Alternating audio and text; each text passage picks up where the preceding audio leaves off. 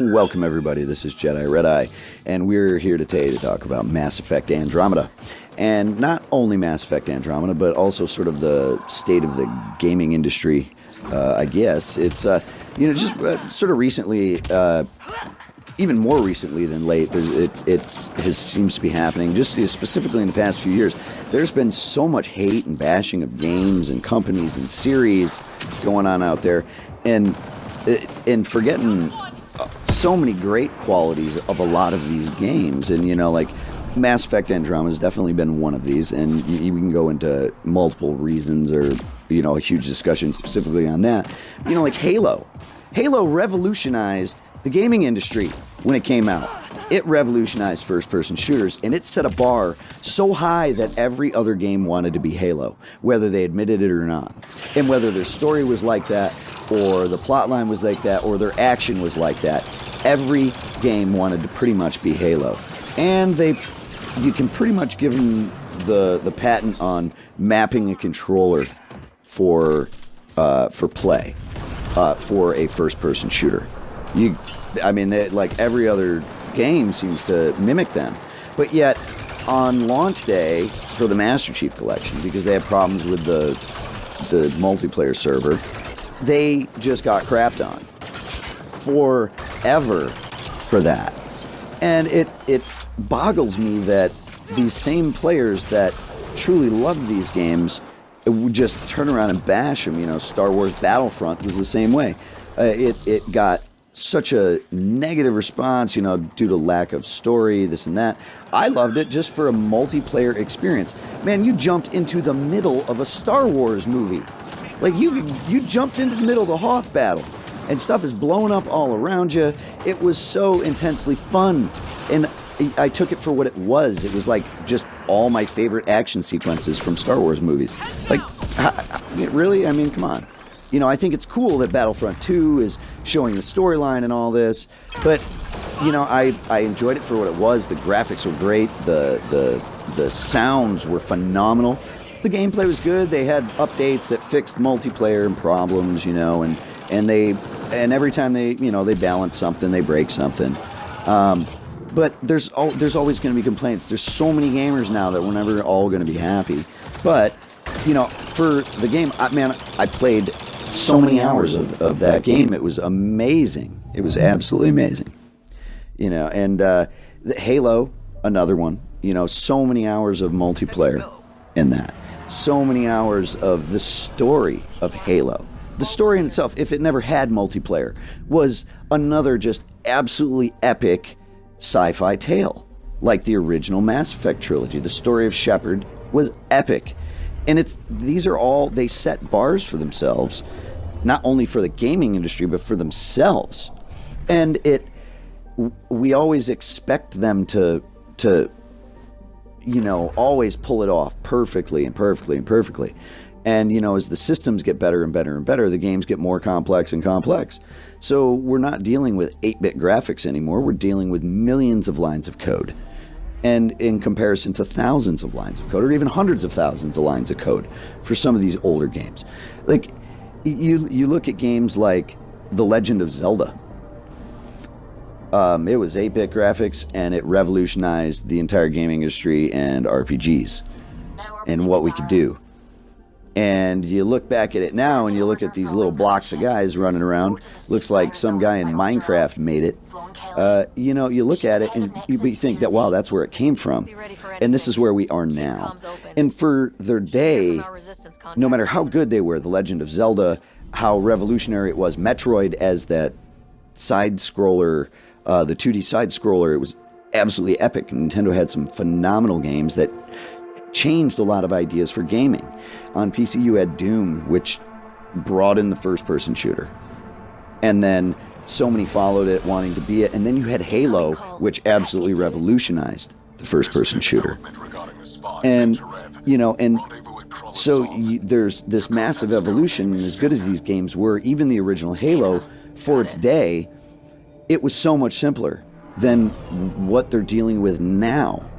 And like with Mass Effect on this, we're on a new console generation. We're using a new gaming engine. They're on the Frostbite engine. Everything doesn't translate over perfectly, but I think the skyboxes, the backgrounds, it's absolutely gorgeous. It is gorgeous. And, I didn't even worry about the ugly rider face. I just made my own. They give you a character creator. I took the advantage to make a redhead over here walk around, so I didn't have to see a Guy Shepherd butt walking around the screen all the time. But, the story I thought was very good. It wasn't the original trilogy, but we're in a new galaxy, a new story. They have a massive, bar set for them for this game to pull off. And I, without giving any spoilers away, I thoroughly enjoyed the game on my playthrough. I've got an Insanity playthrough on my channel that I absolutely am having a blast with, making a completely different build right from the ground up, so trying to make it as hard as I possibly can. And I've just had a blast playing the game. I absolutely love the multiplayer. The multiplayer I think is fantastic. I think they took all the best stuff of the Mass Effect 3 multiplayer and put it into this one. And sure, there's changes from game to game, but their games are always evolving. They're always evolving. Mario now does not look like Mario on the original Nintendo system. No matter how much you want it to, it's going to evolve. And these companies are going to evolve. The publishers are going to evolve. The systems evolve. And at that point, sure, the game companies have a certain responsibility to the gamers, but I think us as gamers, we also have a responsibility to the games, not necessarily the game systems. You have publishers and you have developers. And the publishers are the ones that love these games and develop these games and build these games. And then the publishers come in and tell you, well, this is how we're going to do this game. And they make changes, they make adjustments, and then people say, oh, I hate BioWare. When, it might not be BioWare's choice that this specific thing over that specific thing was made, and it might be a marketing thing. All publishers are money machines, EA included. The same thing happened with Destiny and with BioWare, or not BioWare, I'm sorry, Bungie and Activision. And look at the evolution of Destiny from where it started as vanilla Destiny to where it evolved to, because it was given a chance and the company listened to the feedback of the masses, and tried to adjust it the best they could to give us what we wanted. Mass Effect did the same thing. They released, updates to fix these things, with the multiplayer. We wanted all these problems fixed. Well, they came through and fixed them. And balanced it out, and it's friggin' wonderful. So what is it? Is it the hype machine that gets behind everything that causes this big hatred? Is it's our expectations? But if you look at the number of gamers that we have today alive that are just registered gamers on, whether it's on Steam, PS4, Xbox, whatever system they're registered on, we have more gamers alive today than if you go back 5 years to 2012 and before that through all of combined history. So that's huge. The advent of online gaming has opened up everything to the world. The internet has opened everything up to the world, and it's put everything right at our fingertips, and so, like a game coming out at E3, you don't have to wait. The hype machine when I was a kid was waiting for Nintendo Power and PC Gamer to show up in the mail. Now, the second it's released at E3, it's going to be on somebody's channel on YouTube. It's going to be available somewhere on the internet. So that hype machine gets blown up. And The Division was a game that fell victim to this. I was a fan of The Division from the moment I heard about it 4 or 5 years ago. When it first released at E3, they just touched on it, they hinted at it, and I had been a huge fan of the Clancy games for years. The original Ghost Recons. I love the new Wildlands. I think it's tremendously fun. I liked a lot of the Rainbow Six games, not all of them. And Ubisoft's another one. They put out some really great games. They put out some really poor games. And not everyone is going to be perfect for everybody, but there's always going to be somebody that's into it. But so you have this hype machine that these companies they have to live up to. And so we get clips of it at E3 or at wherever, whatever commercial comes out, whatever IGN is going to play it. And we get all this hype. And a lot of it is really opinionated stuff, what I think is coming. And it's all very opinionated. It's not, like, I like looking at, okay, well, what did Mass Effect on YouTube put out? What trailers did they put out? And I kind of like to go into games without much of an expectation from the hype machine of what it's going to be or what it could be or this, that, what if grasshoppers carried guns? I don't know. Birds wouldn't mess with them, I guess. It's a lot of it's just conjecture. So I like to see what it's about. And like even with movies, if you ever went to a movie and watched every movie that the critics said was good, you'd miss out on some of your favorite movies of all time. And if you say you wouldn't, you're lying. But anyway, the number of gamers have skyrocketed. And game companies, they build these games. And no game company goes, I want to put out a crappy game. None of them do. They all want to put out a good game. Not all of them do. Some of them fail, but as far as some of the reasons of hate behind some of these games, I think it's very unwarranted. I think there are certain things you can be mad about, but you can't hate the entire game because you're mad about one feature of it. That's just ridiculous. And so, anyway, my point in this is that game companies, they build these games, they put them into alpha. They get, 100 in-house testers or whatever, however many they're going to get.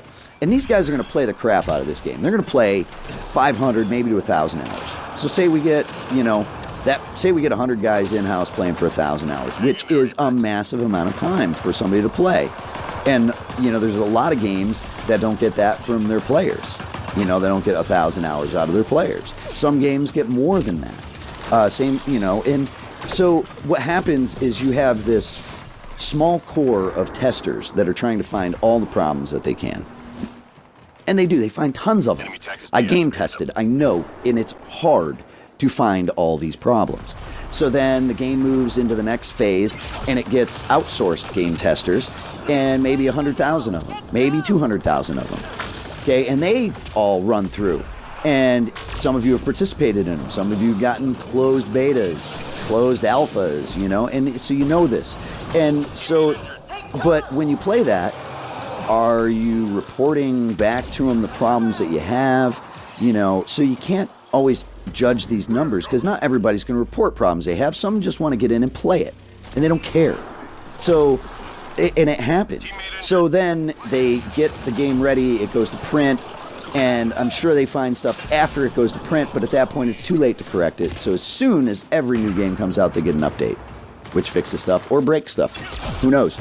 And so what happens is you get, the game comes out, and then you get millions of people playing it for so much time that even in a very short time, we can find every flaw there is and exploit it.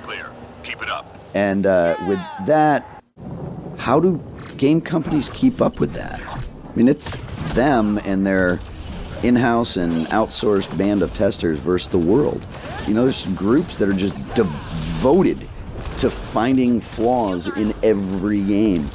It's difficult for them, whether they're on PC or they're on console.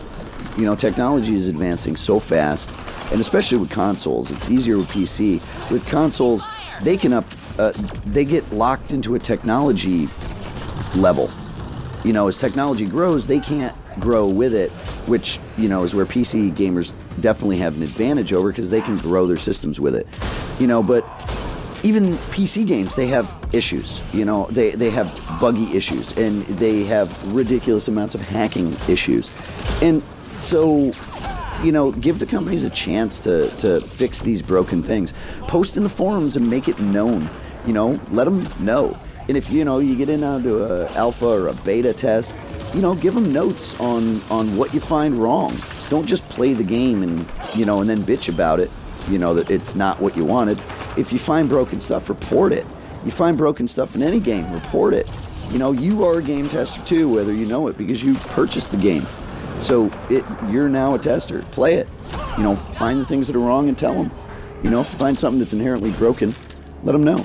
People did that with The Division, and they put the game on hold or just left it as is for 2 months or so and came back and revamped the game, and it was brilliant when they brought it back. They rebuilt tons of internal stuff with it, balancings, weapon balancings, gear balancings, time to kill with enemies, and then they brought in one of the most phenomenal game modes of all time with survival, which is essentially the Hunger Games in New York City in the middle of winter.